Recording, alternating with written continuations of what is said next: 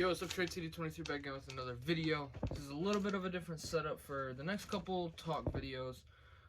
It's gonna be right here, because eventually I'm gonna get a desk. I'm gonna put it here. I'll be recording from the desk, but I was recording back there.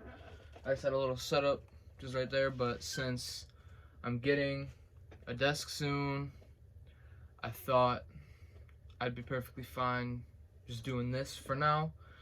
But yeah. So I'm going to just be talking about a couple of things that have been going on around the NBA. Trade deadline, Kyrie coming back, Klay Thompson coming back, the struggles of the Bulls, struggles of the Nets, Kevin Durant's injury, Zach LaVine's injury, what that's going to do to the Nets, what that's going to do to the Bulls, Steph Curry's struggles. I got a few things to talk about today. So the first thing I do want to talk about is Klay Thompson coming back. It has disrupted the Warriors' flow, obviously, because they're trying to get him back. But I'm not worried about it. They haven't had Draymond. Draymond has not played since Klay Thompson's come back. Klay Thompson's still trying to get in the groove. Curry's been struggling a little bit.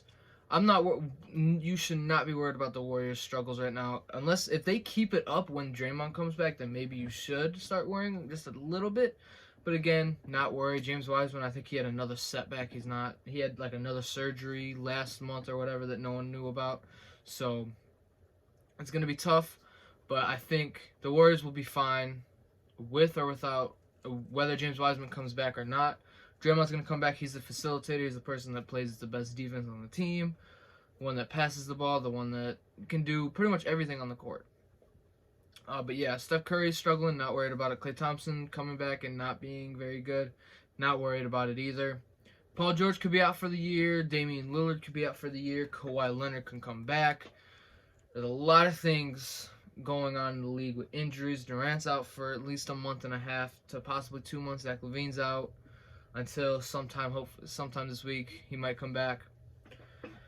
But what I do want to talk about is the Bulls' struggles. As you guys know, the past 3 out of the last 4 games we've lost. 2 of the games that we did lose, we got blown out by like 40. One of the games we blew a team out by 40, and then another one we lost by, I think, 2. It was against the Boston Celtics. So, it's been a struggle. We haven't had Caruso. We haven't had Javonte Green. Derrick Jones Jr. just got injured. Zach LaVine got injured. Lonzo Ball didn't play last night. So, we're missing a bunch of rotational players. DeRozan had a good game. Vucevic had a good game. Ayo had a good game. Kobe White played some good defense. But other than that, those are like our only 4 to 5 constant players that are playing in the rotation right now. Because think about it. Lonzo, LaVine, DeRozan, Derrick Jones Jr., Javonte Green, Vucevic, Ayo, Kobe White, Caruso, I said Derrick Jones Jr. But those are like the main 8 to 9 players that are getting constant minutes. Trey Brown Jr. has been getting in the mix. Tyler Cook was playing good until he got injured.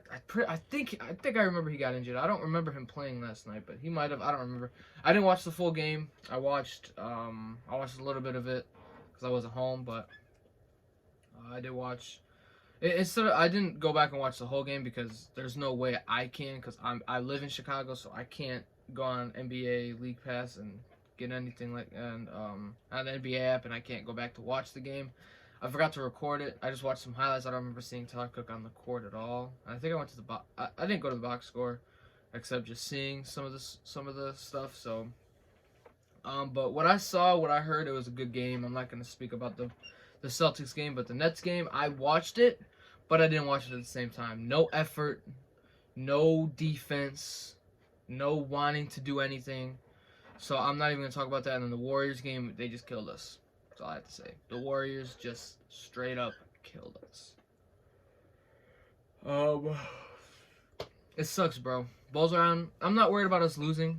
I'm worried about the effort that we have, the defensive effort, sense of urgency, going after the ball, hitting shots, creating shots. It's been a struggle, but it will be good. Same with the Warriors.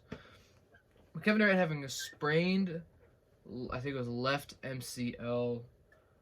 So happy it's not anything more. I heard that he got injured. He limped off the court. I was a little worried, even though I'm a Bulls fan and I want them Bulls to beat the Nets in the playoffs. But being a NBA/basketball fan, it scared me a little bit seeing that Kevin Durant is injured. But other than that, the Nets should be fine. Kyrie Irving could possibly play in home games. It goes so the first offense, because they'll have to pay a fine. First one is a warning. Second one's 1,000. Next one's 2,000. Next one's 3,000. The fifth one's 5,000. And anything after that, it cannot be under 5,000. So if they want the Nets to play 20,000, they can play 20,000. I think 30,000, 40,000, 50,000, something like that.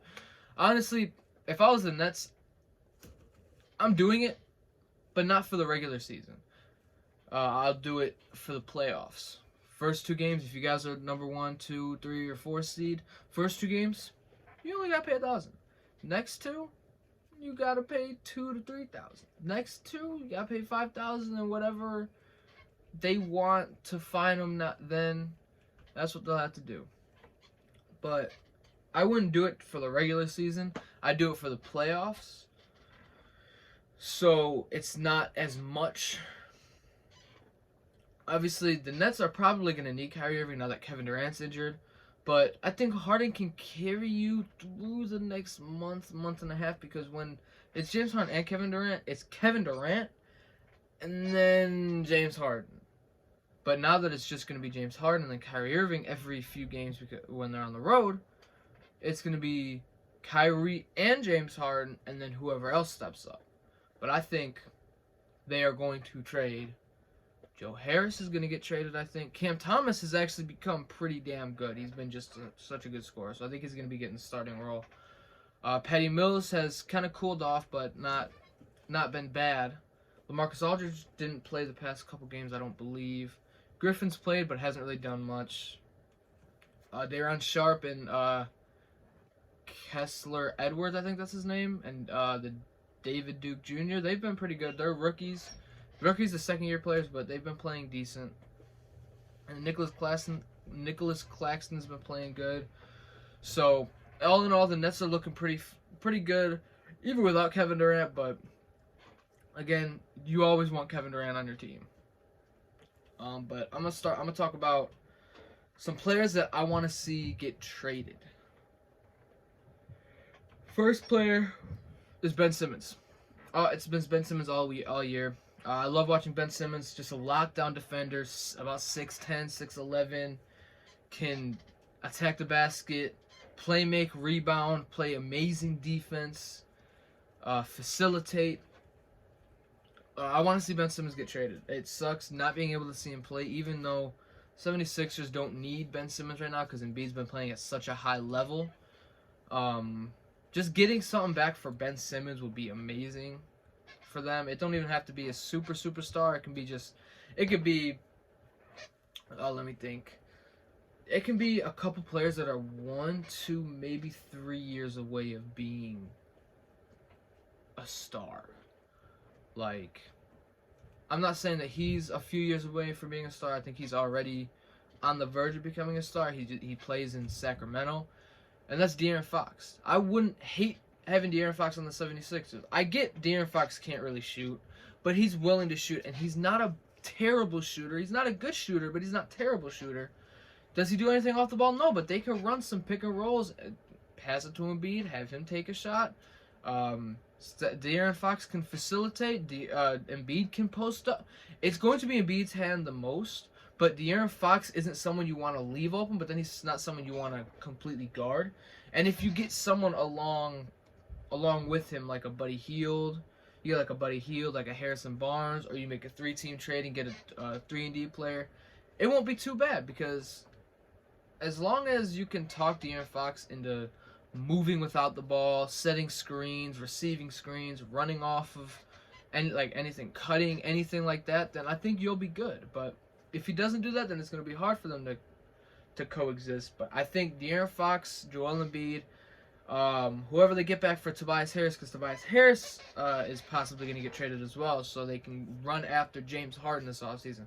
Because if they get rid of Ben Simmons and Tobias Harris, and they pick up a De'Aaron Fox, and they pick up a Buddy Hield, which I think he only has this year left on his contract, then that could be good. I really think that can be good. Excuse me. I think that could be really good for them next year, especially if they get De'Aaron Fox, James Harden. Who would be the small forward? I don't know who the small forward would be. But then you have,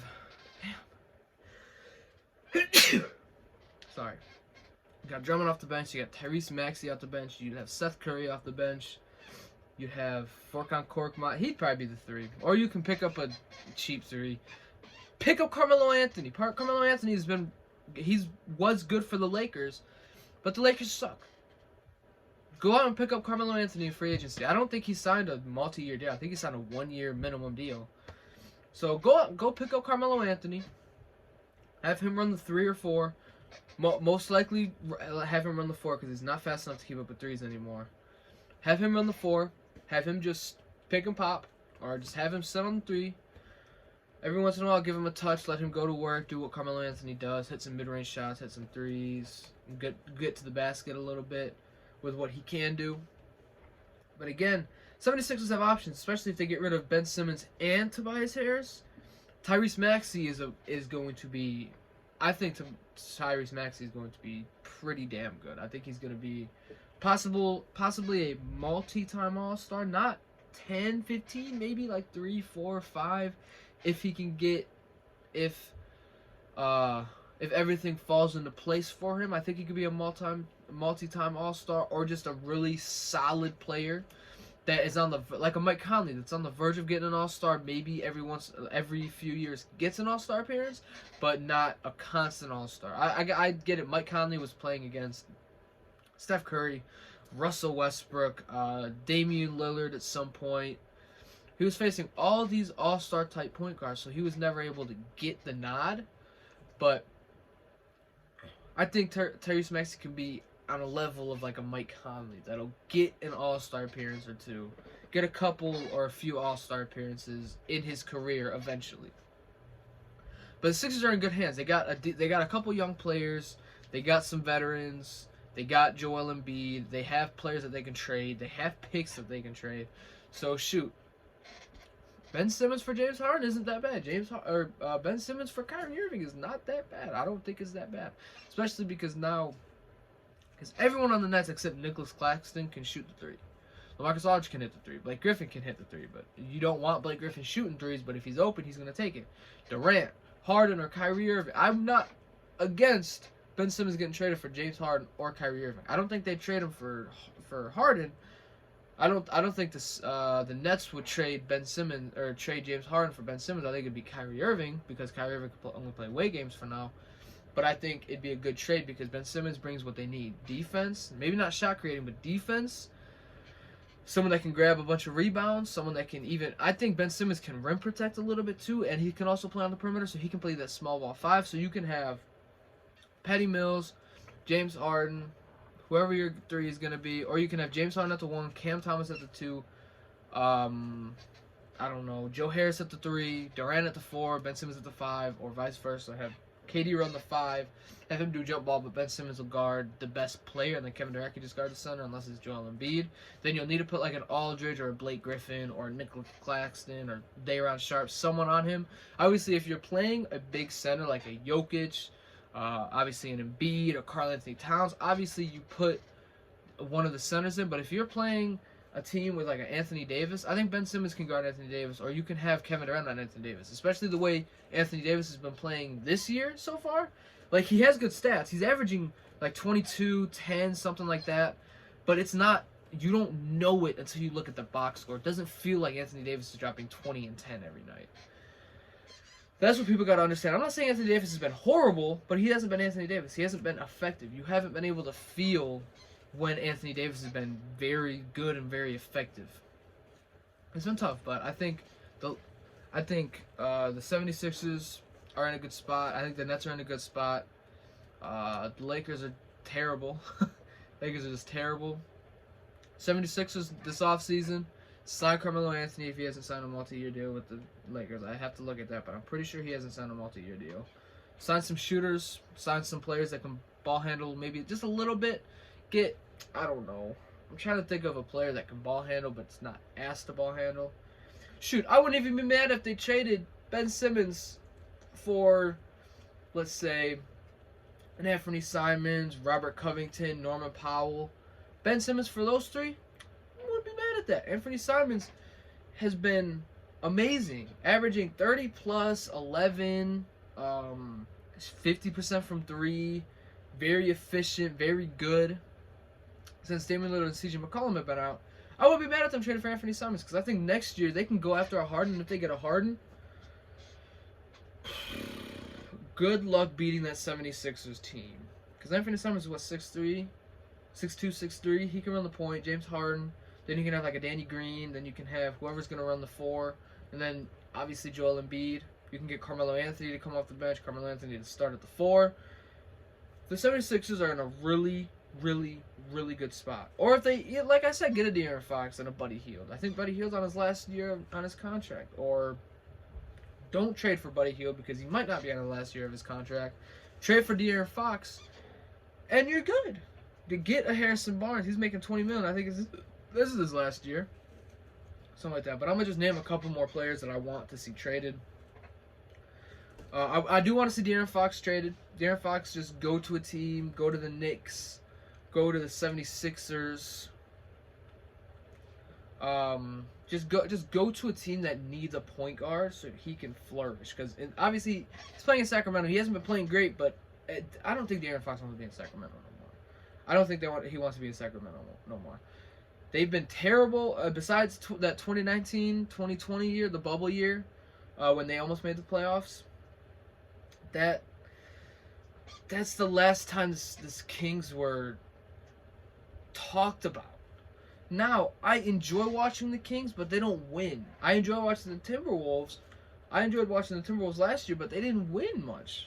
This year, they're actually doing pretty good. They're not losing a lot, but they're not winning a lot. They're like 500 or something like that. Maybe a little under 500. So, yeah, De'Aaron Fox I want to see traded. I want to see Jeremy Grant get traded. Chicago. Miles Turner I'd like to see traded. Malcolm Brogdon I'd like to see traded. I wouldn't mind seeing Malcolm Brogdon in Philadelphia either. I wouldn't be mad at that. But yeah. This is a pretty long video. I'm gonna wrap it up right here. I got some I got some Minnesota Timberwolves My League videos coming out soon. I gotta edit them. I gotta record more. I gotta edit. Blah blah blah. And then as soon as I get this desk and I get my desktop all set up, we will be back in business, back on the grind, back on me making a bunch of videos, me watching basketball. I think I'm gonna take 2 days out of the week to not really watch a lot of basketball, 1 day out of the week to go hang with my girl, and then the next day to just make videos. And then obviously during the weekends when there's no games on, like when games are not getting played, I'm going to edit videos, get them posted so I can have them scheduled for throughout the week. And we will be like that. Obviously, these talking videos will not be scheduled. I won't record a bunch of them over the weekend and then post them throughout the week, unless it's not on what's going on in the NBA right now. Like if I'm doing something like my last like a couple videos ago when I was trying to name, I think it was like 10 players on each organization. That's something I will do over. I will record on the weekend and post one of them sometime during the week. But me talking about the games, talking about something that happened. Oh, Cam Reddish trade.